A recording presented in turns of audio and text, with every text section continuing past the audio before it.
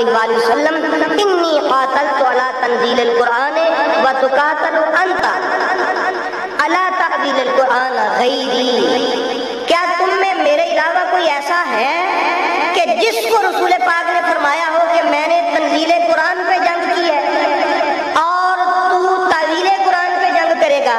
انہوں نے کہا کہ واللہ و خدا، اے علی تیرے علاوہ اور کسی کو رسول نے ایسا نہیں کہا، یہ فقط تو ہے جو تعویل جانتا ہے اور اس پہ جنگ بھی کر رہا ہے۔ تو احباب گرامی، تو پتہ چلا کہ یہ شرف اللہ نے حضور مولا کائنات کو یہ جو ارشاد فرمایا، اسی لیے میرے محبوب نے ارشاد فرمایا کہ میں ان کو چھوڑ کے جا رہا ہوں، یہ جانتے ہیں اللہ کی عطا سے، ان سے قرآن کو سمجھے۔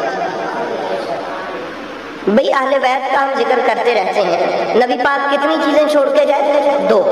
کون کون سی؟ اچھا، اب ہم وہ کہتے ہیں جی قرآن کریم کا ذکر کریں، جی اہل بیت کا ذکر کریں۔ بھئی بات یہ ہے کہ اگر ہم قرآن کا ذکر کریں مثلاً 5 مرتبہ نماز میں، تو نبی پاک 2 چیزیں چھوڑ کے گئے ہیں، تو انصاف تو یہ ہے کہ 5 مرتبہ اگر قرآن کا ذکر کریں تو 5 مرتبہ ہی ساتھ میں اہل بیت کا ذکر کریں۔ اگر 10 مرتبہ ان کا ذکر کریں قرآن کا تو 10 مرتبہ ہی اہل بیت کا ذکر کریں، کیونکہ چھوڑ کے ہی 2 گئے۔ تو اس لیے احباب گرامی، حضور نبی رحمت صلی اللہ تعالی علیہ وآلہ وسلم، بھئی راسخون فی العلم اور ہو کون سکتا ہے؟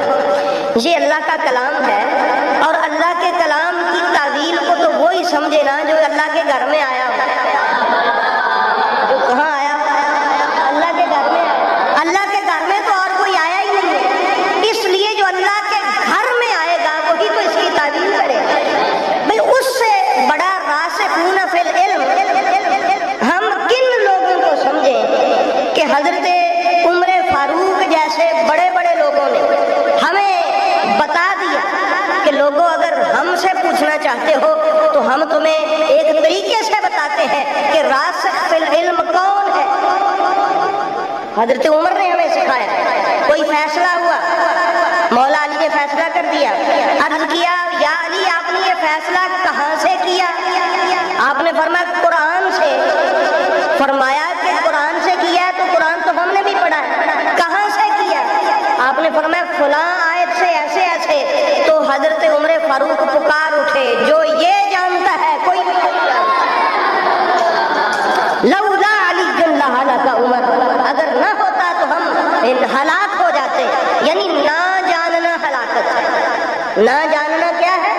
یہ نہ جاننا ہلاکت ہے نا، جاننا زندگی ہے۔ تو حضرت عمر فاروق بتا رہے ہیں کہ علی ہمیں بتا رہا ہے، ہم جان رہے ہیں ہلاکت سے بچ رہے ہیں، ہم جان رہے ہیں ہلاکت سے بچ رہے ہیں، ہمیں بتاتا جا رہا ہے زندگی بخشتا جا رہا ہے۔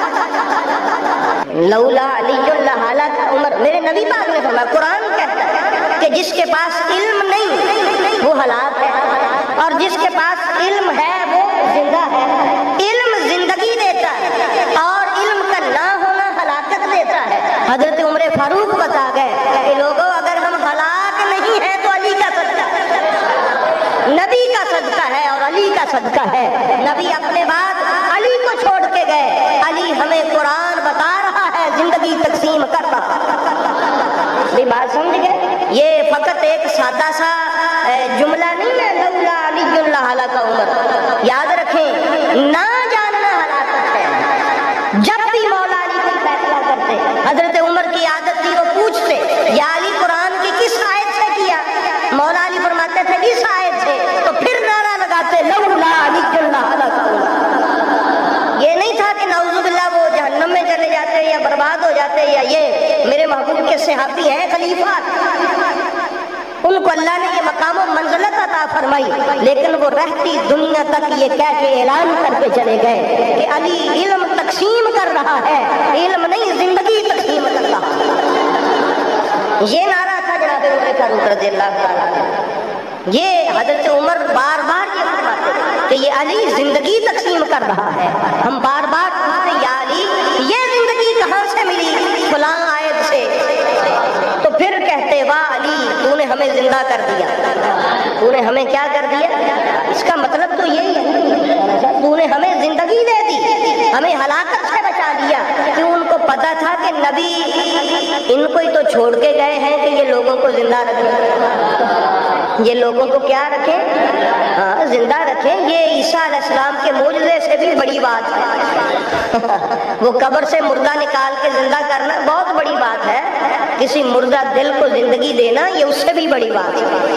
تو یہ مولا علی کے ذمہ لگا کے گئے میرے محبوب کریم، اور ان کے بعد پھر ان کی اولاد میں۔ تو احباب گرامی یہ جتنے بھی علوم ہیں، اچھا میں حیران ہوں، بعض جو لوگ ہیں وہ کوشش کرتے ہیں اس بات پہ کہ وہ حجاج بن یوسف کو بھی تھوڑا سا نرمی لے کے دیں اللہ کی بارگاہ سے۔ بھئی اللہ نے ہم سے مشورہ کر کے تو کسی کو نہیں نہ بخشنا، اس لیے ہم تو یہ جرات ہی نہیں کرتے کہ کسی کے بارے میں یہ کہیں کہ فلاں کو اللہ ہو سکتا ہے بخش دے۔ کیوں جی؟ وہ جی ایسا ہے کہ ہو سکتا ہے کہ قرآن کریم پر جو زیریں زبریں لگوائی ہیں اس وجہ سے حجاج بن یوسف جو ہے اس کو اللہ بخش دے۔ تو اللہ کے بندو یہ زیریں زبریں تو میرے مولا علی نے لگوائی ہیں، کوئی پڑھ کے تو دیکھے اس بات کو۔ ابو الاسود